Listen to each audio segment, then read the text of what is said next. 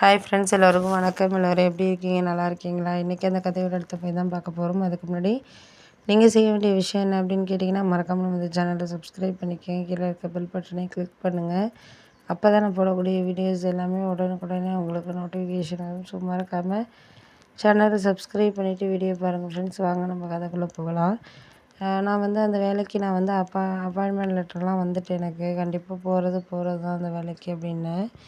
அதுக்கு உடனே எல்லோரும் என்ன சொன்னாங்க, "என்ன இப்படி சொல்கிற? எதாக இருந்தாலும் கொஞ்சம் இதாக சொல்லு, தெளிவாக சொல்லு" அப்படிங்கிற மாதிரி சொன்னோன்னே, இல்லை இல்லை தெளிவாக தான் நான் சொல்கிறேன். ஏன்னா ஒரு சில விஷயத்தில் நம்மளால் தெளிவான மனநிலைக்கு முடிவு எடுக்கிறதுனா பிரச்சனை இல்லை. அப்படி முடிவு எடுக்காமல் நம்ம அது சரியில்லை இது சரியில்லைன்னு சொல்கிறப்ப தான் நம்மளுக்கு எல்லாமே சரியாக இது பண்ணுற மாதிரி இருக்குது அப்படின்னோடனே, ஆமாம் அது உண்மை தான். நம்மளால் முடிஞ்ச அளவுக்கு ஒரு சில விஷயங்களை கொஞ்சம் ஏற்றுக்கிட்டு நம்ம போயிட்டுருக்கணும். அப்படி இது பண்ணாத பட்சத்தில் நம்மளுக்கு எதுவும் தெரியாது பண்ணாது அப்படின்னோடனே, ஆமாம் அதெல்லாம் உண்மை தான், நீங்கள் கரெக்டாக தான் நீங்கள் சொல்கிறதெல்லாம்.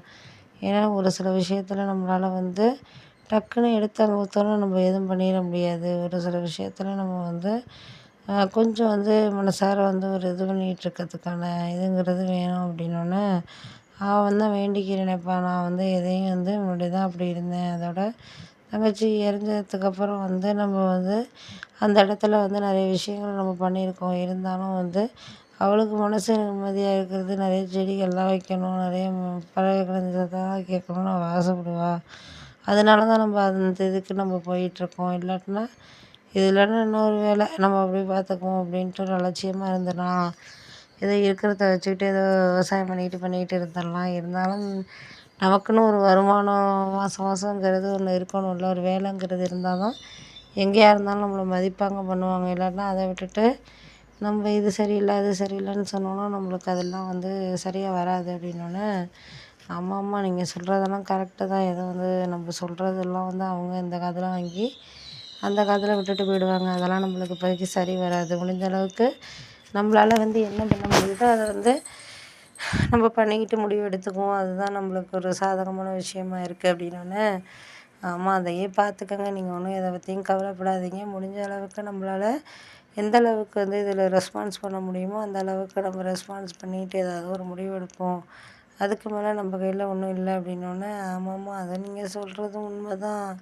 ஏன்னா நம்ம முன்னாடியே இந்த இடத்த முடிக்கலாம், இல்லை வீடு கட்ட ஆரம்பிக்கிறதுக்கு இது கரெக்டாக இருக்கும் அப்படின்னு நம்ம நினச்சி தான் வாங்குகிறோம். ஆனால் இங்கே போனதுக்கு அப்புறம் தான் தெரியுது அதில் என்னென்ன சிக்கல்கள் இருக்குது, யார் யார் எப்படி பக்கத்தில் எப்படி என்னங்கிறது கொஞ்சம் நாள் கழிச்சு தான் தெரியுது. அதனால தான் இவர் ரொம்ப பயப்படுறாரு. ஏன்னா நான் ஊருக்கு போயிட்டேன் அப்படின்னா நீ மட்டும்தான் இருக்கணும் அப்படிங்கிறப்போ, என்னால் நீ இது பண்ணுறதுக்கான வாய்ப்புகளுங்கிறது ரொம்ப இதாக இருக்குது. அதெல்லாம் பார்த்துக்கிட்டு எந்த இதாக இருந்தாலும் கொஞ்சம் முடிவு பண்ணிக்கணும். உனக்கு சொல்லி புரிய வைக்கணுங்கிற அவசியம் இல்லை உனக்கு. எதாக இருந்தாலும் நீ பார்த்துக்குவ. உனக்கு அந்த அளவுக்கு நீ ஒன்றும் இதான பையன் கிடையாது. எல்லா விஷயத்துலேயும் உனக்கு ஒரு அனுபவங்கிறது இருக்குது. அனுபவம் இல்லாமல் இல்லை. எல்லா விஷயத்துலேயும் கல்யாணம் பண்ணுறதுலேருந்து எல்லாருக்கும் ஒரு விசேஷத்துக்கு போகிறது வர்றது, இல்லை மற்ற இதில் என்ன முடிவு எடுக்கணும், வாங்குறது யாருக்கு எப்படி எதிர்பார்ப்பாங்க அப்படின்னு சொல்லிட்டு அதையெல்லாம் நீ முடிவு எடுக்க வேண்டிய பொறுப்புங்கிறது உனக்கு இருக்குது அப்படின்னோடனே, ஆமாம்மா நீங்கள் சொல்கிறதெல்லாம் கரெக்டு தான். ஒரு பொறுப்பு ஒருத்தருக்கு ஒரு மாதிரி இருக்கும் அப்படின்னோடனே, ஆமாம்மா அதெல்லாம் உண்மை தான். நான் பார்த்துக்கிறேன். பார்த்துக்கிட்டு எதாக இருந்தாலும் நம்ம முடிவு பண்ணிக்கலாம். அதுக்கு முன்னாடியே நம்ம பேசிக்க வேண்டாம். பேசிக்கிட்டு நம்ம தேவையில்லாத மனஸ்தாபம் தான் ஆகும் பேசுகிறதுனால அப்படிங்கிறீங்க.